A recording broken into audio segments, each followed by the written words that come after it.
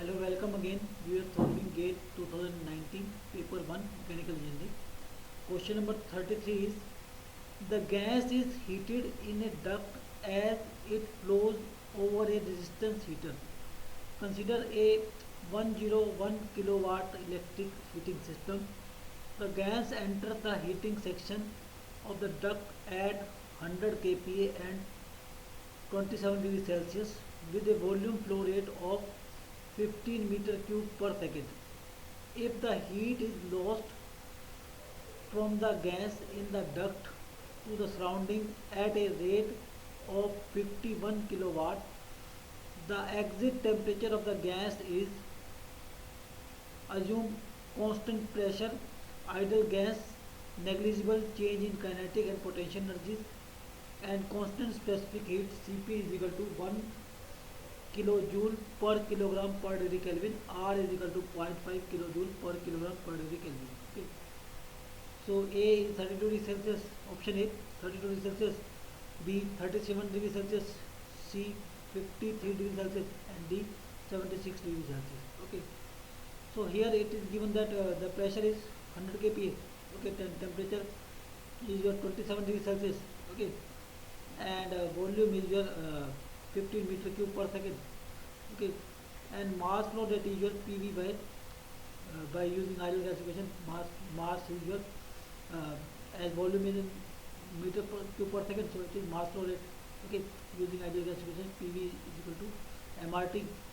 So M is your 100 into 10 power 3, and temperature is, and volume is 15, and T is your 300. Okay. And R is your 0.5 into 1000. Okay. So it will be mass flow rate will be 10 kilogram per second. Okay.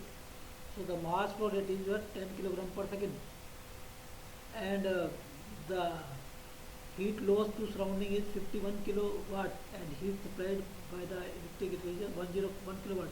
So the net heat used for heating the gas is your 101 minus 51, that is 50 kilowatt.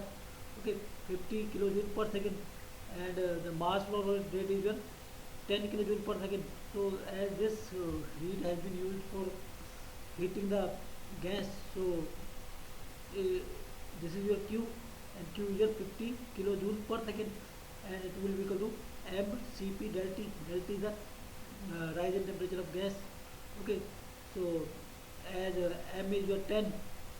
Okay. And Cp is your 1. Cp is given as 1. Okay. And we can find out that T temperature increase, that is 5 degrees Celsius. So T exit minus T inlet is equal to 5. So T exit is your T exit is T inlet is given, that is 27 degrees Celsius. So T exit will be 27 plus 5. Okay. So answer is 32 degrees Celsius. Option A.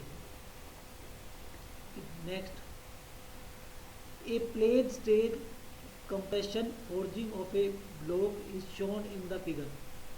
The strain in the z direction is 0. The yield strength Sy in the uniaxial tension oblique compression of the material of the block is 300 MPa, and it follows the Tresca maximum shear stress criteria. Assume that entire block has started yielding.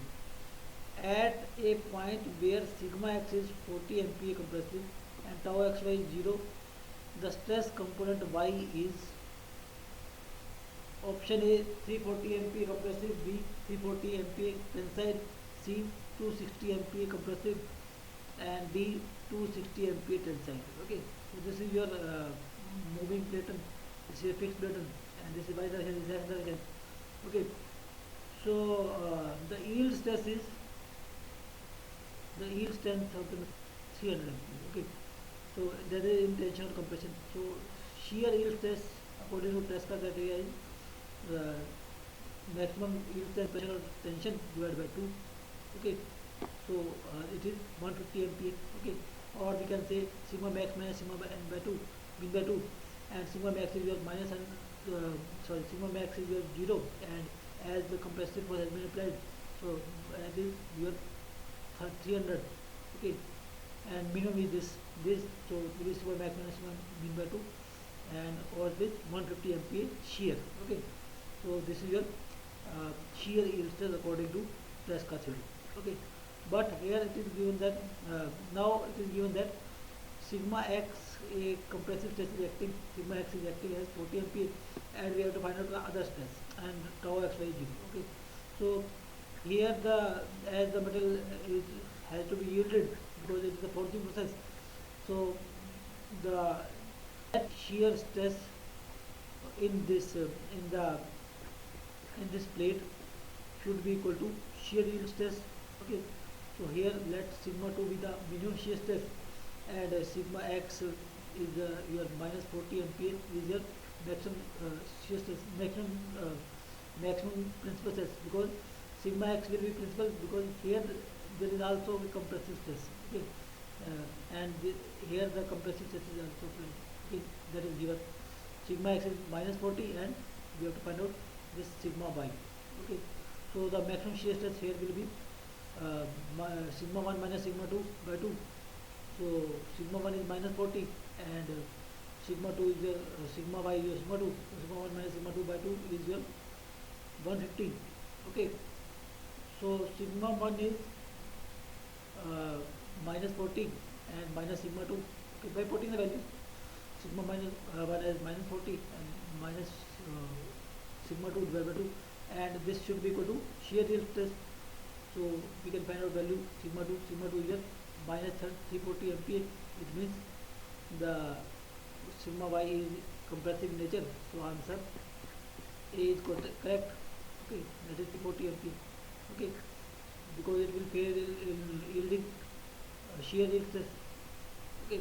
When the applied stress exceeds the shear yield stress, then the material will deform, okay. So that is the Tresca criteria. So answer is your 340 MPa compressive, okay.